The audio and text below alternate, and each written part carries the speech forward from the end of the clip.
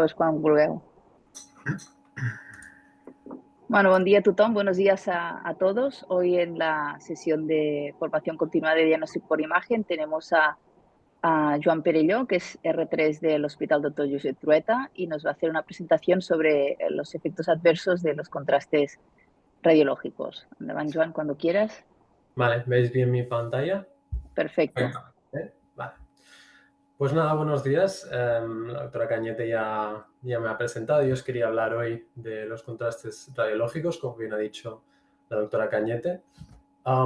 Y como hablábamos ahora, os quería hablar de este tema porque a pesar de que los contrastes los efectos adversos o los contrastes radiológicos de hoy en día realmente son muy poco frecuentes, como veis en la diapositiva, sí que es muy importante como radiólogos, ya que realmente su uso es constante, conocer bien cuáles son los principales efectos adversos que se pueden dar con cada tipo de contraste, cuáles son los factores de riesgo para que aparezcan estos efectos adversos y qué opciones tenemos para la prevención. Es muy importante ser consciente de todo esto como radiólogos para dar un correcto manejo al paciente. Entonces, me he basado en los dos artículos que veis citados aquí abajo, principalmente, en las guías americanas de 2020 y en las guías de la Sociedad Europea de Radiología Urológica de 2018. Vamos a hablar de los tipos de contraste que veis aquí en la diapositiva, que son los más usados hoy en día, pero sobre todo gran parte de la charla, inicialmente, nos centraremos en los contrastes iodados y basados en gadolínio utilizados por vía endovenosa, que son los más frecuentes. Importante aclarar, para empezar, que el contraste iodado se divide en función de su osmolalidad, en hiper, iso y posmolales, y que hoy en día ya no se utilizan contrastes iodados hiperosmolales vía endovenosa, ¿vale? El contraste iodado hiperosmolar se utiliza únicamente vía oral. Ya veréis por qué esto es relevante. Y los contrastes iso y posmolares no han demostrado diferencias en cuanto a la gravedad o la frecuencia de efectos adversos, con lo cual me voy a referir a ellos indiferentemente. ¿Vale? Solo para que lo sepáis, en las guías americanas hay al final unas tablas con todos los nombres comerciales de los contrastes y sus características por si queréis revisarlo. Entonces, este es el esquema que proponen las guías europeas para clasificar, repito, los contrastes basados en yodo y gadolínio vía endovenosa, ¿vale? Que es el apartado por el que vamos a empezar.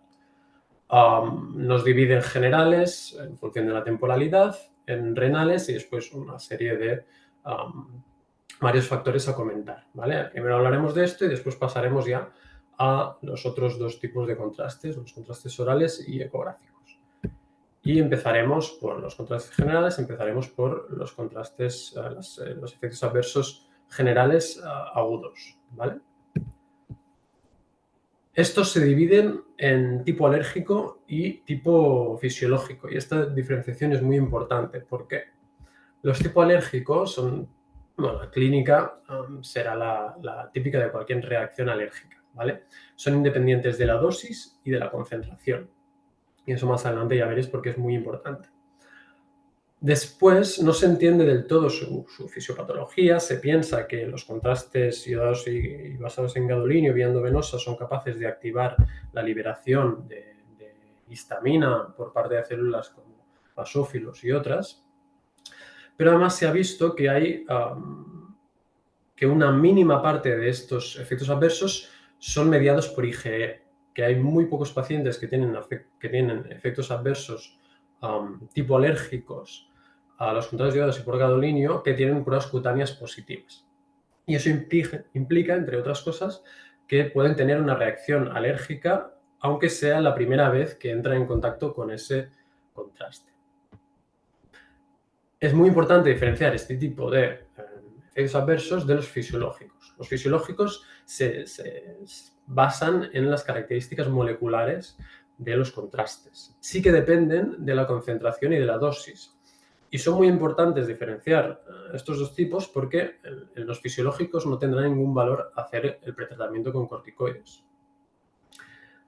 Entonces, aparte de esta diferenciación, en función de su característica, veis las dos columnas a la derecha con las tablas de la Sociedad Americana explicando los diferentes síntomas que podemos ver en cada tipo y después clasificadas por líneas en leves, aquellas que se autolimitan, moderadas o severas. Severas aquellas que son un riesgo para la vida. Y la mayoría de estas se dan en los primeros 20 minutos, ¿vale? Entonces, ahora que ya hemos descrito los efectos adversos agudos a los contrastes iodados y de gadolinio vía endovenosa, ¿cuáles son los factores de riesgo? Básicamente hay dos. El primero y más importante es que haya tenido una reacción adversa al mismo tipo de contraste previamente. Obviamente, si ha tenido una reacción tipo... Aquí vamos a hablar específicamente de las alérgicas, porque son las que nos interesan, las que podemos prevenir. No me estoy refiriendo a las fisiológicas. Entonces, el principal factor de riesgo es que haya tenido una reacción adversa tipo alérgica al mismo tipo de contraste. Si la ha tenido el gadolinio, no hay un aumento del riesgo al darle yodo. El problema de esto es que muchas veces no sabemos, como hablábamos ahora, bien qué tipo, primero, qué tipo de contraste es el que se le dio inicialmente y segundo, qué tipo de reacción hubo, cuál fue la sintomatología real. Muchas veces esto no está documentado. Se ha calculado que más o menos un paciente que refiera una reacción adversa a un tipo es decir, un tipo de reacción que no sabemos si es alérgica o fisiológica, tiene un riesgo de sufrir una reacción alérgica 5 veces mayor a un paciente que no tiene este antecedente. El otro factor de riesgo, pacientes que sean de fenotipo atópico, pacientes que sean alérgicos, pacientes asmáticos, tienen más riesgo que la población general. Como decíamos ahora, la leyenda urbana de pacientes que son alérgicos al mariscos o pacientes alérgicos al betadine tienen mayor riesgo que el resto, tienen el mismo riesgo que cualquier paciente que tenga alergias. Entonces, ¿cómo podemos prevenir estas reacciones tipo alérgicas? Aquí os dejo las tablas de la Sociedad Americana, pero simplificado.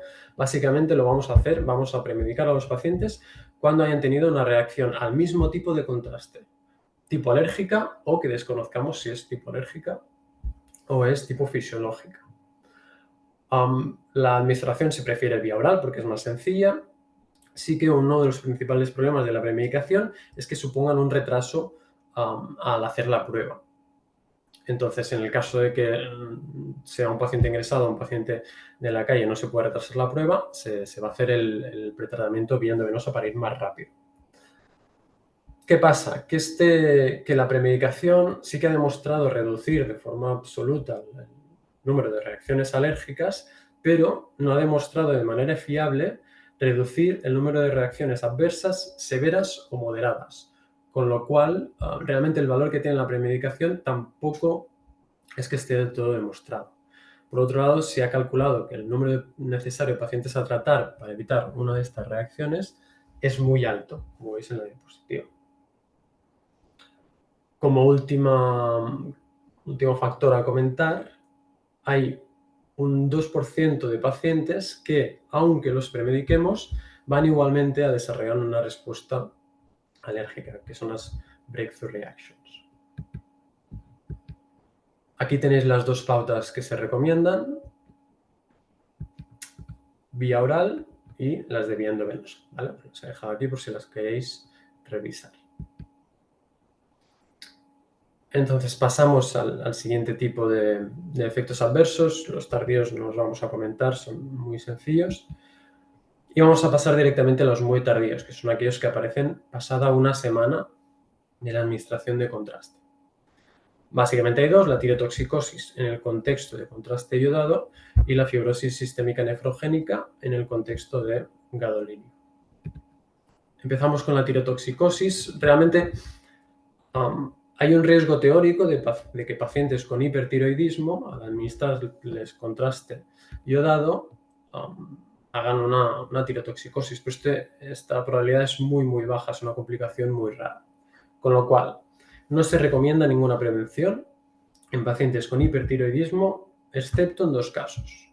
El primero, que vaya a recibir o bien un tratamiento o bien tenga una prueba de imagen con yodo radioactivo, en el cual básicamente lo que se recomienda es hacer un periodo de lavado de 4 o 6 semanas en función de cuál sea la prueba que se le hará. Y el segundo caso en el que sí que vamos a tener cuidado con pacientes hipertiroideos son aquellos en que tengan una clínica aguda, que lo que se recomienda es consultar con su endocrinólogo para ver si se tiene que hacer alguna medida de prevención.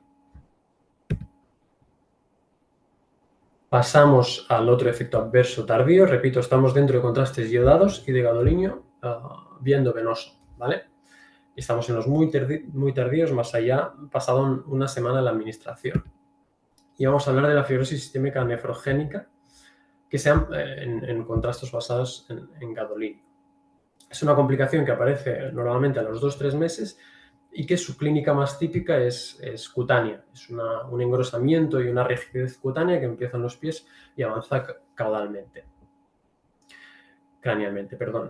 Entonces no se entiende muy bien la fisiopatología de esta entidad. Se cree que se basa en una disociación del gadolinio de su quelante, que provoca que el gadolinio se una a iones circulantes en sangre, principalmente fosfato, que estos iones se depositen en los tejidos y generen una reacción de los fibroblastos que crea una fibrosis en los tejidos afectados, que son los que veis los principales que veis en la diapositiva, además de cutáneos como ya os he comentado.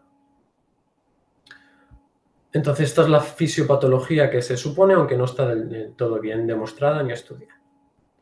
¿Cuáles son los factores de riesgo para desarrollar esta complicación?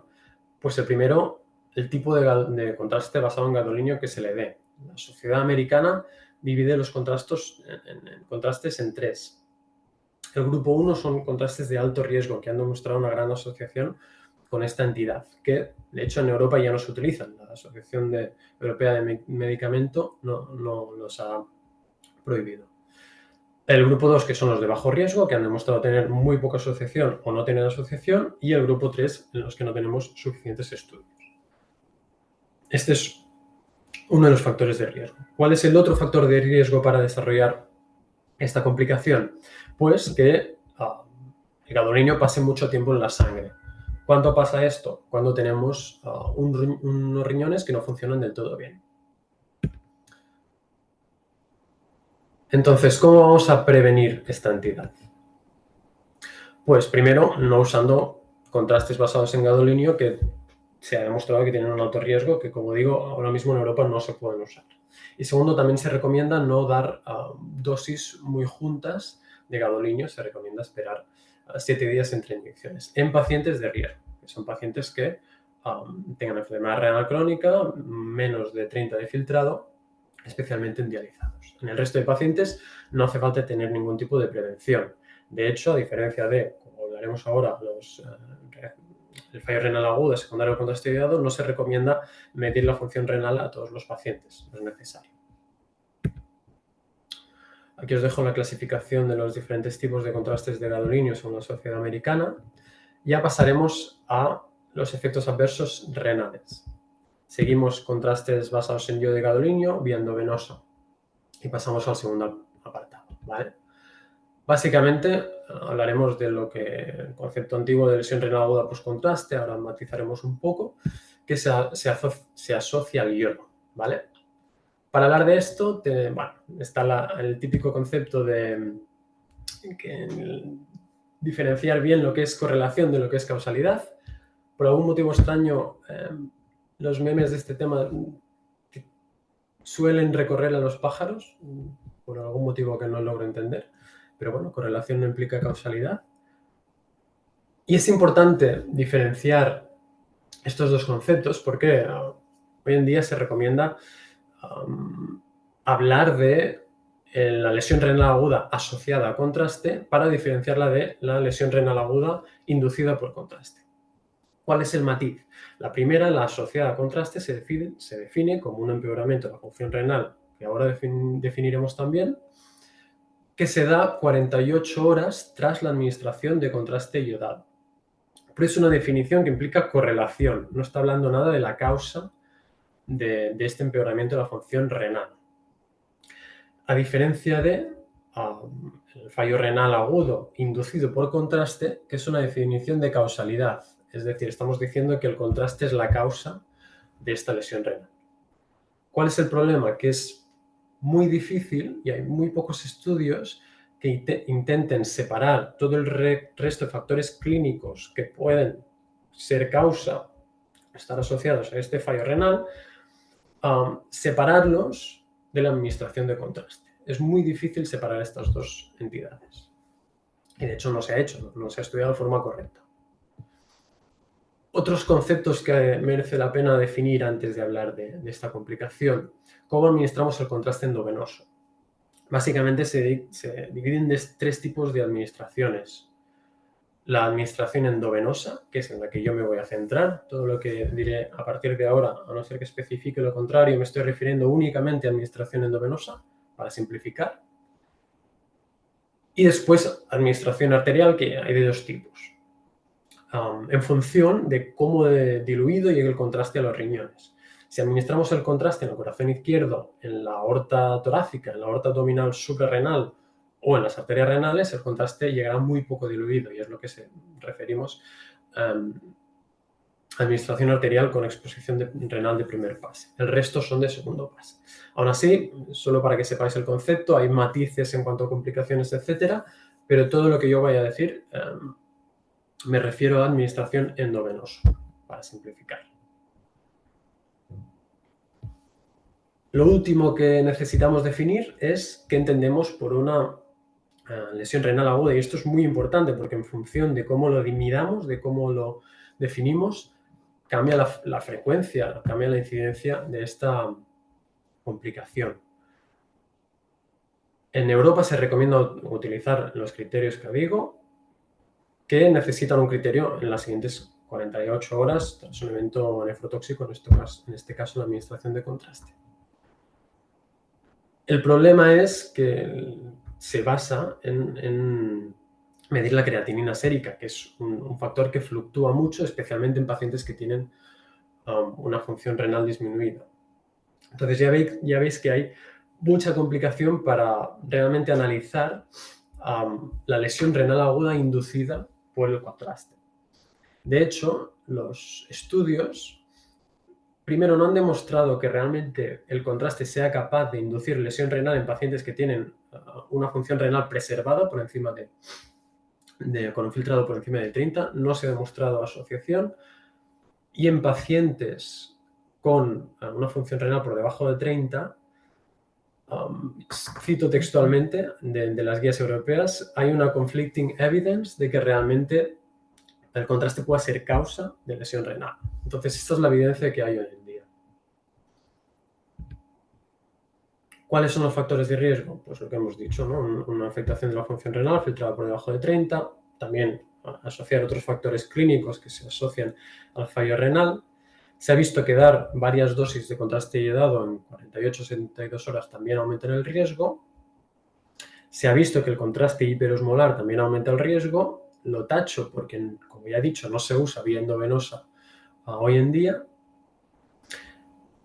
Y después tacho la dosis total de contraste administrado en una sola inyección porque se ha visto que no hay asociación. Con lo cual, no se recomienda en pacientes que tengan riesgo de tener una lesión renal inducida por contraste, no se recomienda reducir la dosis para intentar minimizar el riesgo de lesión renal porque no lo minimizas, no hay asociación, con lo cual vas a tener un estudio que es subóptimo sin realmente ninguna utilidad en reducir la dosis. Entonces, en cuanto a la prevención, lo más importante es una contraindicación relativa. No hay muchísima evidencia de que realmente sea un efecto adverso demostrado, con lo cual es una contraindicación relativa. Se recomienda medir la función renal en todos los pacientes, con la temporalidad que veis en la diapositiva. Sí que es cierto que, como en todos los pacientes es un poco eficiente, se puede utilizar la alternativa. Las guías europeas contemplan utilizar cuestionarios que permitan identificar pacientes de alto riesgo. ¿Y cómo podemos prevenir esta entidad? Como todos sabéis, con hidratación. Cuando lo haremos, pues en pacientes de riesgo, que hemos hablado, los únicos que hay conflicting evidence de que esto pueda pasar, es decir, filtrado por debajo de 30, no dializados. Eso yo creo que todo el mundo lo tiene bastante claro. Pero pacientes que estén en diálisis, pero que no estén anúricos, que algo les quede algo de función renal, también está indicada la hidratación porque, si aparece el fallo renal inducido por contraste, pueden perder la poca función que les queda. Y después también está indicado, obviamente, en pacientes con un fallo renal agudo. ¿Cómo les vamos a hidratar? Primero, tanto el suero fisiológico como el bicarbonato no han demostrado diferencias. Abajo en el cuadradito veis las pautas que se recomiendan. Y lo que me parece más relevante, porque es lo que a veces oímos y yo no tenía claro al menos, es que la hidratación oral a día de hoy no ha demostrado aún ser tan eficaz como la hidratación vía endovenosa, con lo cual ni las guías europeas ni las guías americanas recomiendan hoy en día la hidratación oral única. Vale. Y vamos a pasar ya al último apartado, dentro de contrastes yodados y gadolinio vía endovenosa. Vamos a hablar un poco de miscelánea. Primero, la extravasación es una complicación que, aunque relativamente frecuente respecto a las otras, realmente que sea una complicación severa es muy infrecuente. Lo que más temeríamos, la complicación más preocupante es que se produzca un síndrome compartimental. Los factores de riesgo realmente los pueden controlar mejor los técnicos que nosotros, porque son los que administran el contraste. Y en cuanto a básicamente al tratamiento, se dividen en tres tipos en función de su gravedad. Los leves, la sintomatología se autolimita, sencillamente se tiene que comentar al paciente una serie de normas, normas de reconsulta, que si aparecieran tendría que consultar al médico. Moderadas, en las que se recomienda elevación de la extremidad y calor o frío. No se ha estudiado bien cuál de las dos cosas administrar, sí que los expertos recomiendan más bien el frío. Y en caso de que aparezca una complicación aparentemente severa, se tiene que consultar al servicio de cirugía. Entonces, ¿qué quiere decir severo? ¿O qué quiere decir normas de reconsulta? ¿Cuál es la clínica que nos debe preocupar? Pues aquí os la dejo, ¿vale? Todos estos factores nos tienen que preocupar tanto para considerar la complicación severa como para comentarle al paciente que si aparecen tendría que reconsultar. Entonces, otras consideraciones. Primero, el ayuno. Recomendar el ayuno previo a un TAC viene de cuando se usaban vía endovenosa contrastes de alta osmolalidad que aparentemente tenían un riesgo mayor. Los contrastes modernos que se usan hoy en día tienen un riesgo muy bajo de producir vómitos, con lo cual no se recomienda hoy en día que los pacientes vengan en ayunas. Además, el hecho de que vengan en ayunas puede comportar una serie de problemas, especialmente en pacientes diabéticos. La miastenia también viene un poco de cuando se usaban contrastes hiperosmolares. Sí que ha aparecido algún estudio que dice que utilizando contrastes hipoisosmolares hay una cierta asociación con un aumento de la sintomatología de la miastenia, pero hay muy pocos estudios, muy poca evidencia y a día de hoy ninguna de las guías, ni las europeas ni las americanas, recomiendan ningún tipo de precaución. Y en cuanto a la metformina, el problema de la metformina es que si aumenta su vida en sangre puede producir acidosis láctica. Entonces, ¿cuándo aumentamos su vida en sangre? Pues en pacientes que tengan una función renal empeorada, que les demos contraste y induzcamos una lesión renal aguda. ¿En qué pacientes hay este riesgo? Pues lo que hemos comentado, en pacientes que tengan, en teoría, una función renal por debajo de 30. Entonces, en estos pacientes se recomienda retirar la metformina antes del procedimiento y volver a introducirlo 48 horas después.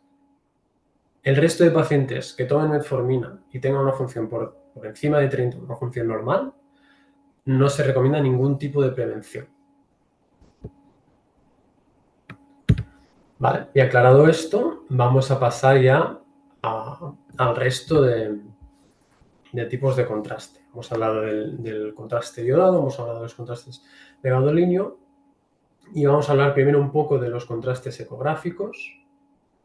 como muchos ya sabéis, son contrastes que son intravasculares, que no pasan a los órganos. Realmente las reacciones adversas son muy, muy bajas, y las únicas contraindicaciones son, primero, no se pueden administrar vía arterial, siempre las administraremos vía endovenosa. Segundo, la segunda contraindicación típica, si el paciente ha tenido una reacción previa a la inyección de contraste ecográfico. Sí que es cierto que la mayoría de contrastes ecográficos, de reacciones adversas a contrastes ecográficos, como he dicho, son leves y además la mayoría son fisiológicas. Pero bueno, si ha tenido una reacción previa, en teoría está contraindicada la administración. Y por último, como curiosidad, algunos de los contrastes iodados tienen albúmina humana, albúmina proveniente de sangre humana. Con lo cual, teóricamente, en pacientes que por motivos religiosos, por motivos culturales, no puedan recibir material de sangre humana, estaría contraindicada la administración de contraste ecográfico. Y por último vamos a hablar de los contrastes administrados vía oral, que básicamente son dos: el sulfato de bario y los contrastes iodados de alta osmolaridad. Aquí sí que se usan, como he dicho antes, aún contrastes de alta osmolaridad. Entonces, el que se prefiere es el sulfato de bario. El sulfato de bario se diluye mucho menos que el contraste iodado y nos permite una imagen mejor.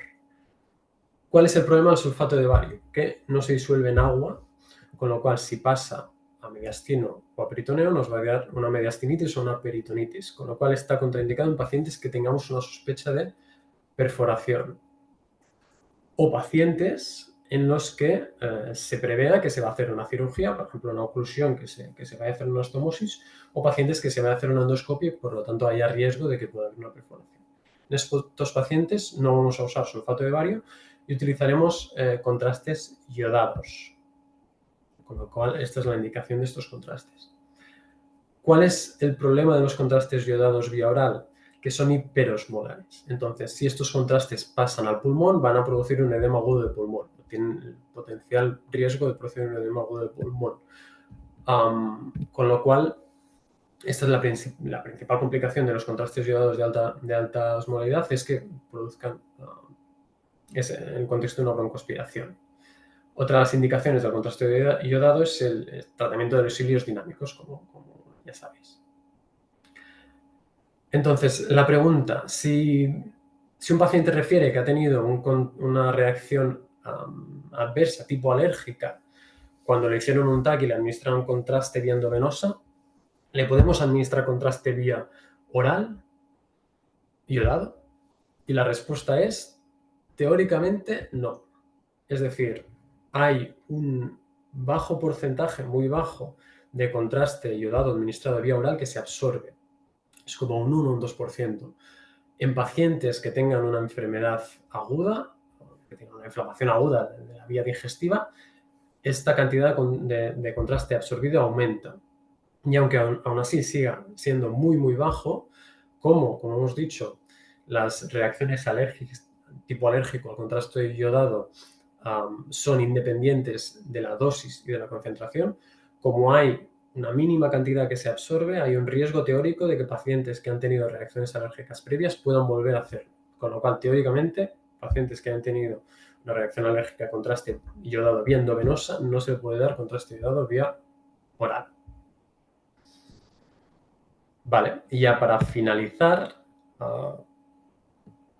como conclusión, vamos a hacer un pequeño resumen de lo que hemos hablado hasta ahora. Contraste iodado vía endovenosa, principal complicación, una reacción alérgica. ¿Cuál es el principal factor de riesgo? Que haya tenido un evento previo al mismo tipo de contraste. ¿Qué podemos hacer para prevenirlo? Hacer premedicación con corticoides, que no ha demostrado, repito, reducir la cantidad de efectos adversos severos o moderados a día de hoy. Otra posible complicación, al fallo renal agudo inducido por contraste, que ya digo, es muy difícil de separarlo del fallo renal agudo asociado al contraste. ¿Qué pacientes están en riesgo? Pacientes con una función renal por debajo de 30, no dializados o dializados que no estén anúricos. ¿Cómo lo vamos a prevenir? Con hidratación. Vía endovenosa, vía oral, no hay suficiente evidencia aún. Gadolinio vía endovenosa principal, en estos pacientes con una función renal por debajo de 30. También a la hora de darles contraste iodo tenemos que vigilar con la metformina, retirarla y volver a introducir 48 horas después. Resto de pacientes con función renal por encima de 30, ningún problema con la metformina. Ahora sí, gadolinio. Principal complicación, aunque muy rara, fibrosis sistémica nefrogénica. Pacientes en riesgo, aquellos que tengan una función renal por debajo de 30, especialmente dializados, al contrario que las complicaciones con el yodo. ¿Cómo lo vamos a prevenir? Utilizando agentes de bajo riesgo, los de alto riesgo están prohibidos en Europa, y evitar dosis repetidas. En el contexto de contrastes iodados, no se recomienda a día de hoy las ayunas. No han demostrado un aumento del riesgo de vómitos, o significativo al menos, con los contrastes modernos. Pasamos al sulfato de bario, contrastes orales. Principal complicación, peritonitis o mediastinitis. Pacientes en riesgo, aquellos en que tengamos sospecha que estén perforados, o bien que se vaya a hacer cirugía o endoscopia. ¿Cómo lo evitaremos? ¿O cómo lo prevendremos? Utilizando contraste iodado. Contrastes iodados vía oral, principal complicación, un edema agudo de pulmón si hay riesgo de broncoaspiración.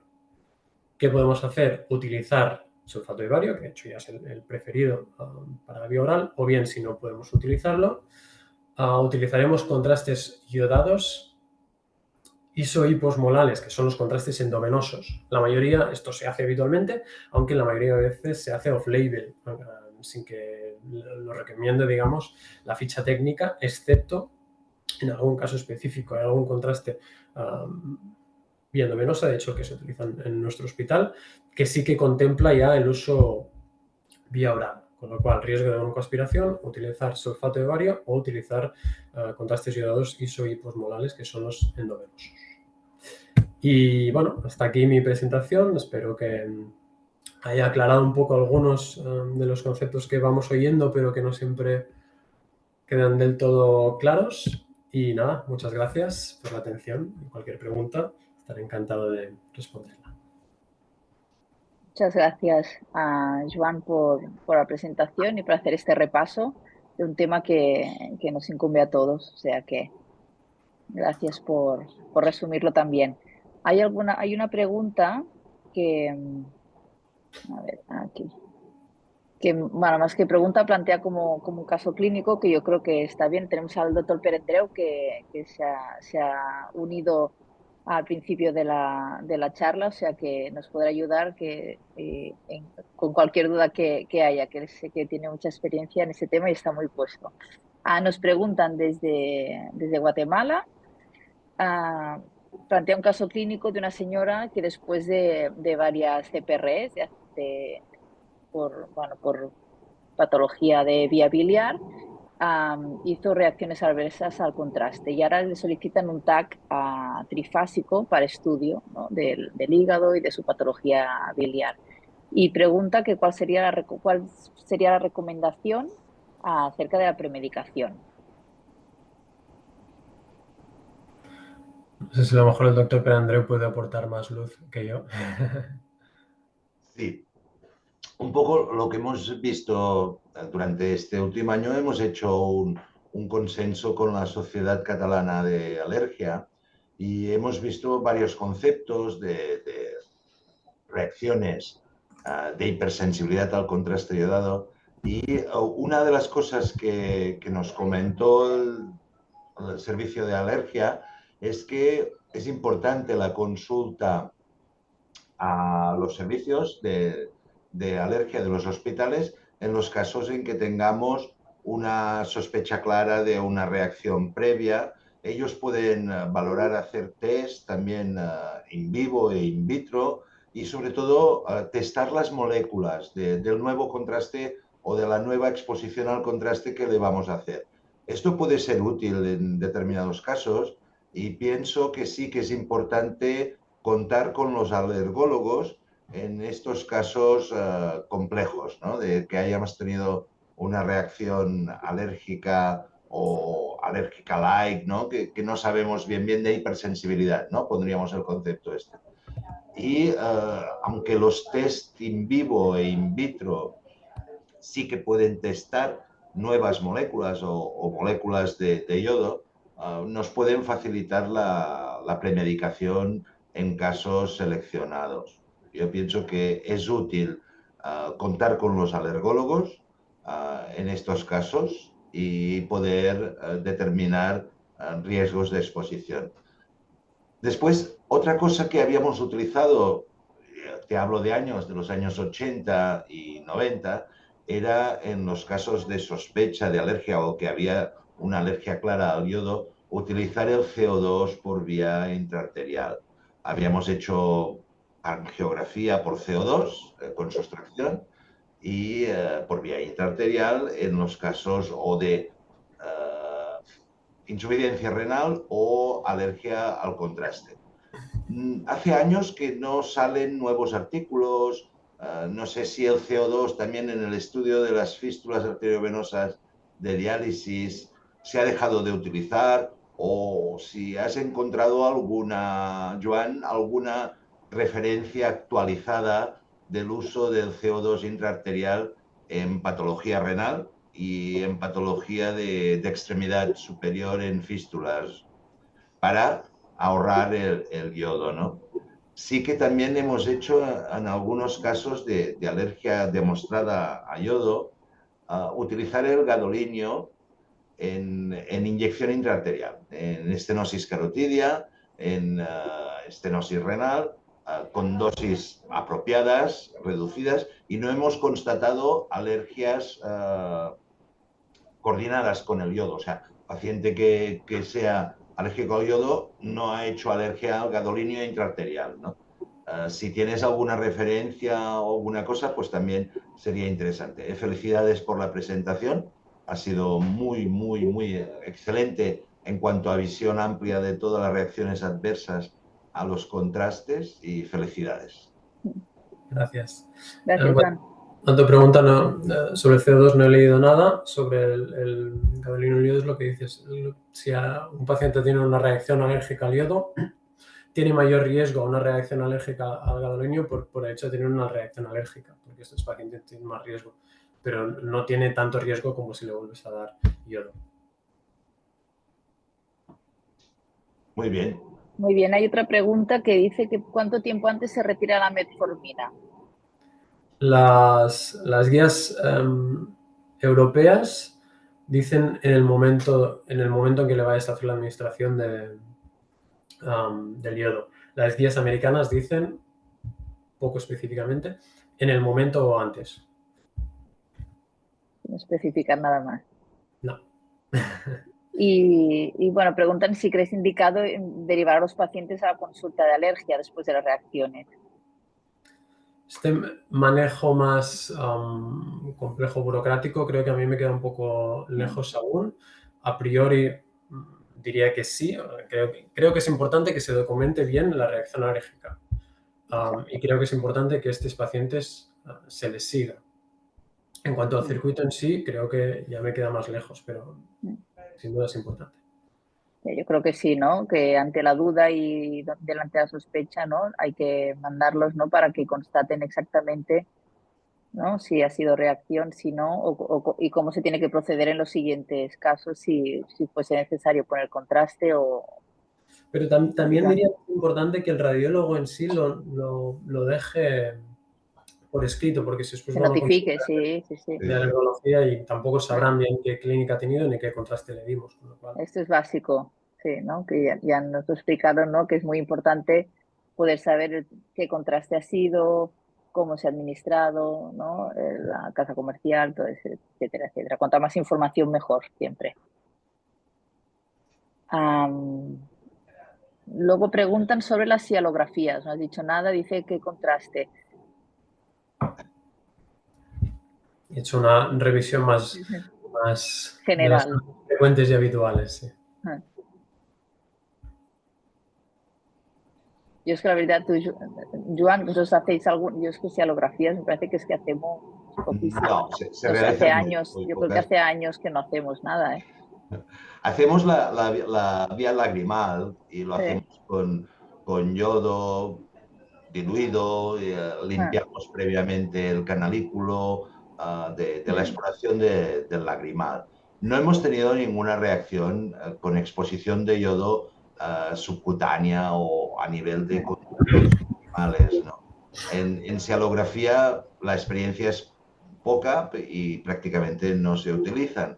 mm, Después sí que a nivel de intestino, a nivel de esófago, ante la sospecha clara de que pueda haber una perforación o una complicación de una oclusión intestinal, sí mm, que utilizamos contraste yodado diluido y pues nos permite pues, poder hacer tratamientos de endoprótesis, de esófago, tratamientos también de stent colónico en la oclusión intestinal y sí que es importante, pues bueno, la planificación. Siempre hacemos un TAC con contraste abdominal en el caso del cáncer de colon, que muchos pacientes, por desgracia, debutan con una oclusión intestinal y es a veces un cáncer avanzado mm, con metástasis a distancia y sí que nos sirve pues para valorar en aquel momento poder poner un stent colónico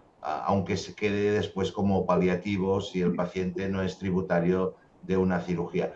El contraste yodado diluido con enema, ponemos una sonda Foley en el ano, en el recto, para evitar que no tengamos una extravasación de contraste, pero en la mesa, ¿no? Y esto nos permite hacer una cateterización selectiva hasta llegar a la neoplasia y pocas veces hemos tenido complicaciones con este yodo subcutáneo.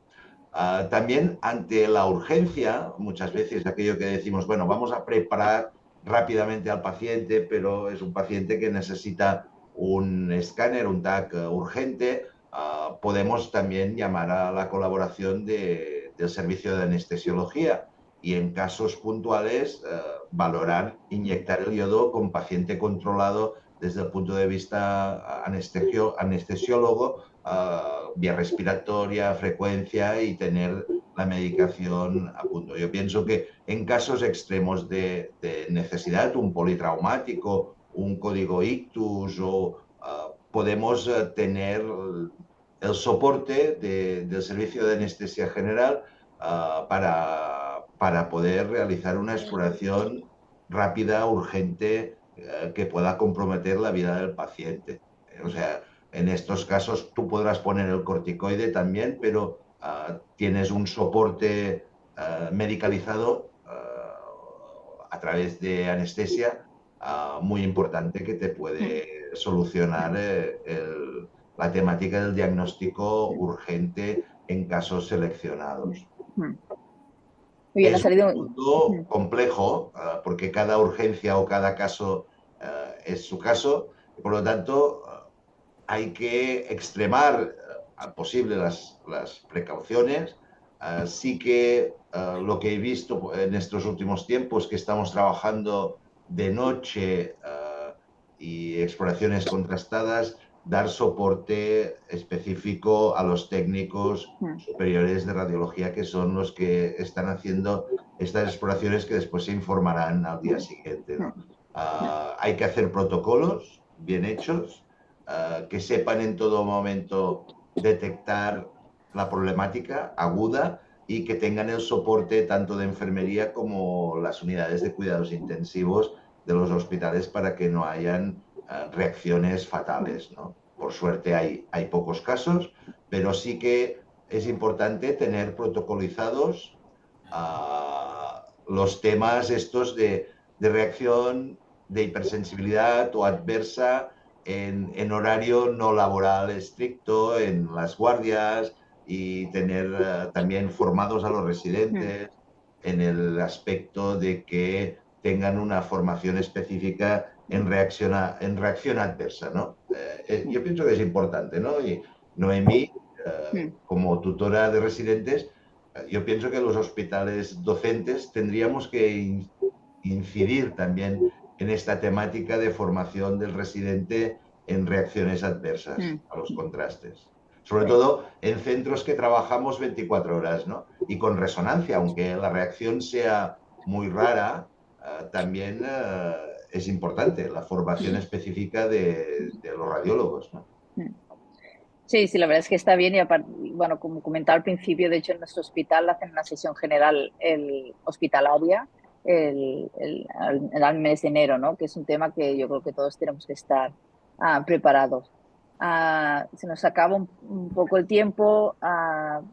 Solamente habían comentado también sobre la crisis del yodo, que yo creo que nos da para hacer otro debate, no entra dentro de, aunque va relacionado, nos da para poder hablar algo entendido en otro momento. Y luego también comentan sobre la hidratación. No sé, Joan, si nos puedes hacer un resumen así rápido para ir acabando sobre el tema de la hidratación endovenosa y si es recomendable hacer hidratación oral previa en todos los pacientes. Vale. Contestando primero a la segunda, oral previa no lo he visto recomendado en ningún lado a todos los pacientes.